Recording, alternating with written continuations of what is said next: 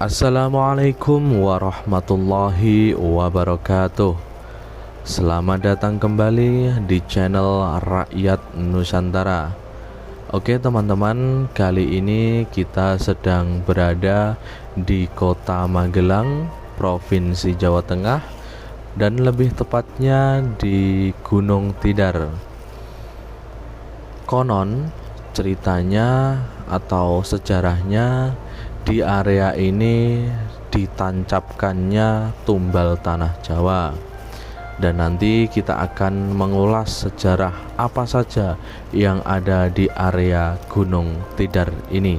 Oke teman-teman, sebelum kita lanjut bercerita ataupun sebelum kita melanjutkan sejarah, alangkah lebih baiknya bagi yang belum subscribe, silahkan subscribe. Dan apabila video ini bermanfaat, silahkan di like dan juga di share atau dibagikan. Dan bagi yang ingin mengkritik ataupun memberi saran pada setiap video yang kami upload, silahkan tulis di kolom komentar.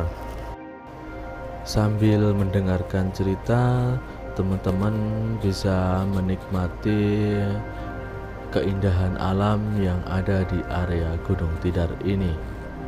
Oke, langsung saja kita akan mengulas sejarah tentang Gunung Tidar atau tumbal tanah Jawa.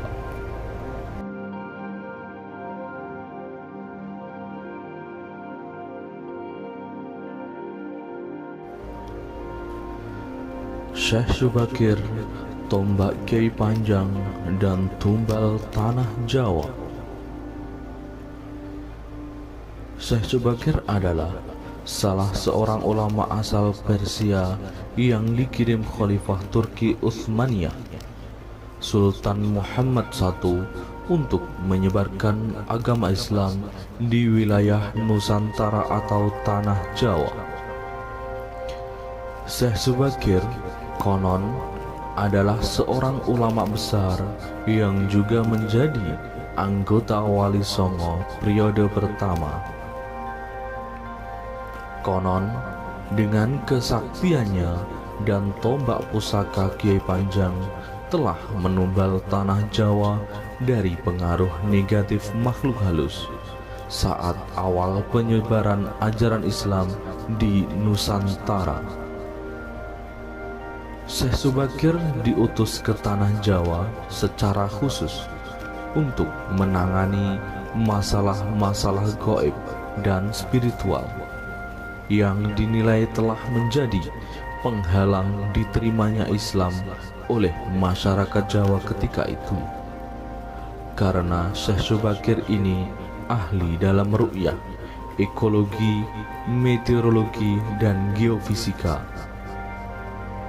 Berdasarkan babat tanah Jawa, setelah sampai ke Nusantara, Syekh Subakir yang menguasai ilmu gaib dan dapat menerawang makhluk halus, mengetahui penyebab utama kegagalan para ulama pendahulu dalam menyebarkan ajaran Islam karena dihalangi para jin dan dedemit penunggu tanah Jawa.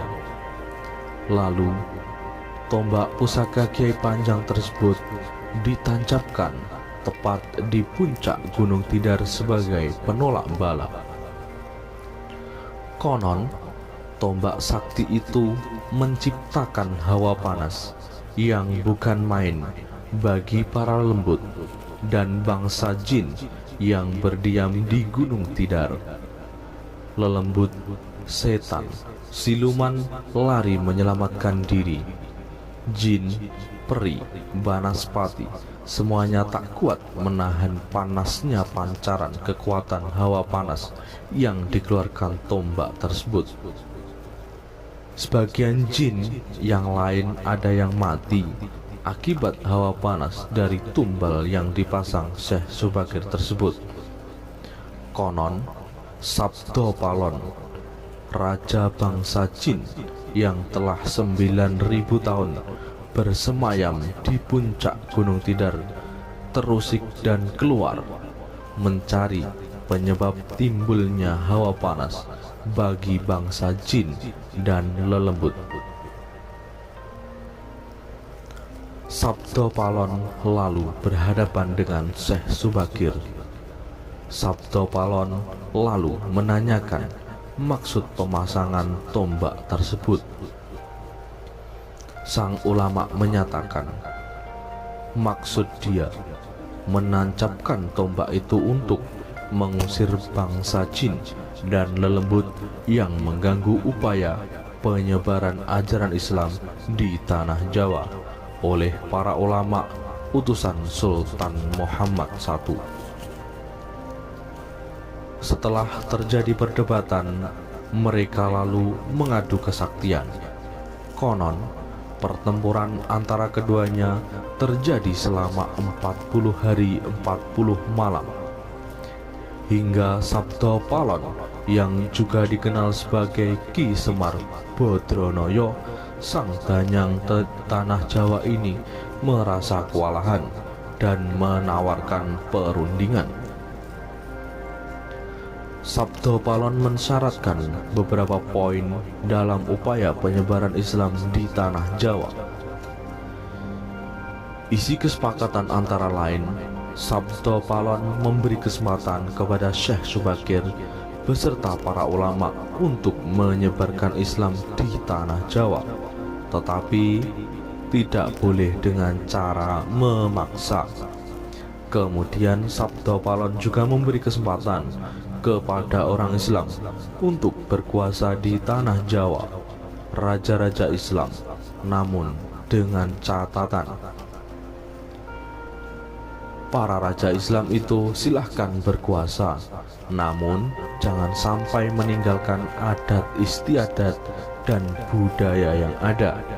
Silahkan kembangkan ajaran Islam sesuai dengan kitab yang diakuinya, tetapi biarlah adat dan budaya berkembang sedemikian rupa. Syarat-syarat itu pun akhirnya disetujui Syekh Subakir. Selain di puncak Gunung Tidar, Syekh Subakir juga membersihkan beberapa tempat angker di tanah Jawa yang dikuasai para raja jin dan makhluk halus lainnya. Tombak itu sekarang masih dijaga oleh masyarakat dan ditempatkan di puncak Gunung Tidar dengan nama Makam Tombak Kiai Panjang. Dengan adanya tombak sakti itu, maka amanlah Gunung Tidar dari kekuasaan para jin dan makhluk halus. Dalam versi lain disebutkan, konon Syekh Subakir membawa batu hitam dari Arab yang telah dirajah. Batu dengan nama Raja Aji Kolocokro tersebut lalu dipasang di tengah-tengah tanah Jawa, yaitu di puncak Gunung Tidar, Magelang. Karena Gunung Tidar dipercayai sebagai titik sentral atau pakunya tanah Jawa. Efek dari kekuatan gaib suci yang dimunculkan oleh batu hitam tersebut menimbulkan gejolak. Alam yang tadinya cerah dan sejuk, matahari bersinar terang, damai dengan kicau burung, tiba-tiba berubah drastis selama 3 hari 3 malam. Cuaca mendung, angin bergerak cepat, kilat menyambar menimbulkan hujan api. Gunung-gunung bergemuruh tiada henti. Para makhluk halus pun lari tunggang langgang meninggalkan Gunung Tidar. Sebagian pengikut Sabdo Palon dari bangsa jin melarikan diri ke timur dan konon hingga sekarang menempati daerah Gunung Merapi yang masih dipercaya sebagian masyarakat sebagai wilayah yang angker. Bahkan sebagian lagi anak buah Sabdo Palon ada yang melarikan diri ke Alas Roban dan ke Gunung Serandil. Karena keberhasilannya menumbal tanah Jawa, lalu penyebaran Islam oleh Wali Songo periode pertama menjadi lancar. Nama Syekh Subakir lalu menjadi sangat terkenal dan dikagumi di kalangan para pendekar, penganut ilmu gaib dan kanuragan, bangsawan serta masyarakat di tanah Jawa ketika itu. sehingga mereka terkesan mendewakan sang ulama asal Persia tersebut. Akhirnya, untuk melepaskan kefanatikan masyarakat terhadap Syekh Subakir dan untuk menjaga akidah umat Islam, maka pada tahun 1462 Masehi, Syekh Subakir pulang ke Persia. Ini dimaksudkan agar kefanatikan tersebut runtuh dan masyarakat kembali kepada tauhid yang benar. Selain itu, tugas utama Syekh Subakir untuk membersihkan tanah Jawa dari pengaruh negatif makhluk halus telah selesai. Selanjutnya, setelah Syekh Subakir wafat, posisinya digantikan oleh wali songo lainnya, yaitu Sunan Kalijogo. Namun, di Gunung Tidar Magelang, Jawa Tengah, ada petilasan makom Syekh Subakir. Tempat ini pun kerap didatangi para peziarah yang ingin melihat tempat tersebut. Wallahu a'lam bishawab.